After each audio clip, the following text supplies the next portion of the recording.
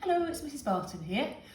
This weekend, the RSPB, that's the Royal Society for Protection of Birds, are launching a big bird watch in the garden. So they're asking us to look in our garden for just 1 hour, 60 minutes, and to write down all the different birds that we see. Now, I get some birds in my garden, but I thought it would be a really good idea if I could attract a few more birds to my garden. So, this evening I'm going to show you how to make a bird feeder, and I'm making it with things that you've probably got at home. So the main thing that you'll need is one of these, the middle of a toilet roll tube.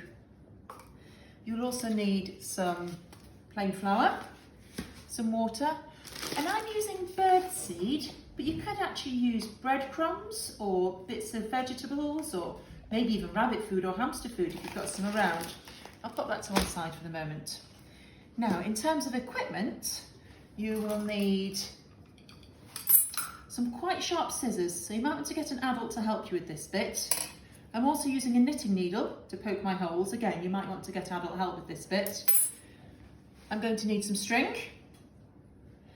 and I'm going to use a couple of sticks to make little perches for the birds. So you might want to use little sticks from your garden or from a local park, or I've got my more colourful option here, these bright blue lolly sticks. Maybe I'll have a go at making both. Okay, so the first thing that you need to do is to poke your holes in your toilet roll holder. Now then, you could either do this using a knitting needle or maybe your sharp scissors, but be super, super careful not to poke through a hole and then end up stabbing your fingers on the other side. So I'm going to hold it down at the other end. I'm going to wiggle a bit with my knitting needle, there we go. And I've got a hole that goes all the way through to the other side. And then I'm going to turn it over so that my holes are on the side, and I'm going to do the same thing again.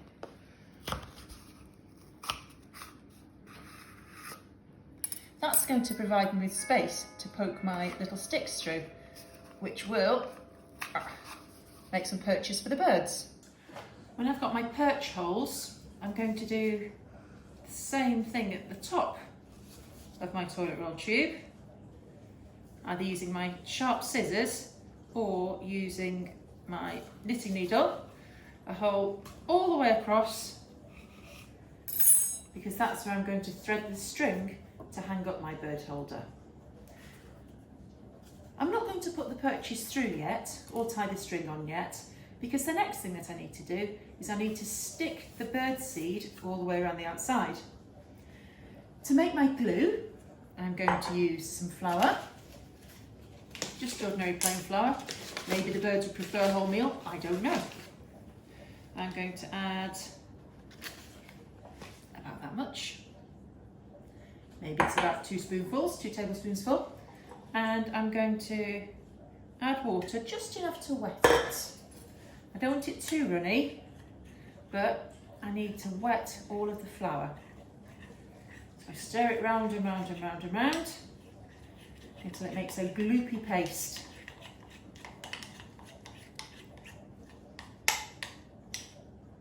Just enough to drop off the spoon. And then I'm going to get my toilet roll tube and I'm going to spread my paste all around the outside. I'm holding my tube in the middle so that I don't get this yucky paste all over my fingers. And I spread it all around the outside, right round, all the way around, not too thickly, but so that my toilet roll tube is covered. Next, I put some of my bird seed onto a plate or into a shallow dish. And I'm going to get my gloopy toilet roll tube and I'm going to roll it round and round and round in the bird seed until it's completely covered. The reason I've used the flour and water to make the glue is that it's safe for the birds to eat. If I used any different glue, or maybe even a Pritt stick that I had in my house, I don't think the seeds would stick very well, but also I don't know if that's safe for the birds, whereas I know that they can eat flour and water. And there we go, there's my toilet roll tube, all covered with seed. I'm going to put that to one side to dry for a little while. Once I have my toilet roll tubes, and they're covered with bird seed and it's had a chance to dry a little bit, I'm going to put my other bits together. I'm going to push my perches through the holes that I made earlier. I might need to wiggle them a little bit so that they fit through the holes.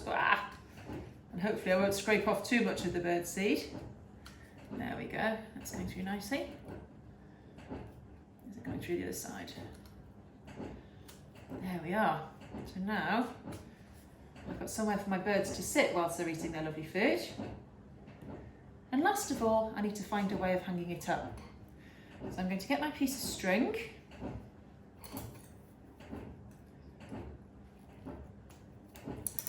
And I'm going to work out a way of poking it through the hole. I might use my scissors, or I might use the knitting needle to poke it through, because it can be awfully tricky to try to poke string through a hole that has got birdseed on the outside. You might even need to get a grown-up to help you, although sometimes little fingers are easier with this sort of thing than big fingers. I'm going to, oops, try not to spill it everywhere.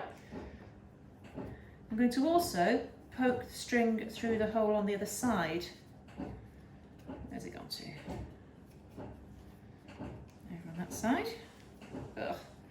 This glue is not very dry, so it feels horribly messy.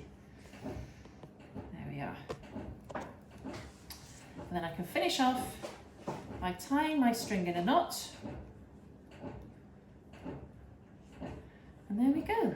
There's my bird feeder, ready to hang next to my window or in my garden, so that I can watch the birds come and eat the seed, and I can count how many birds come to my garden.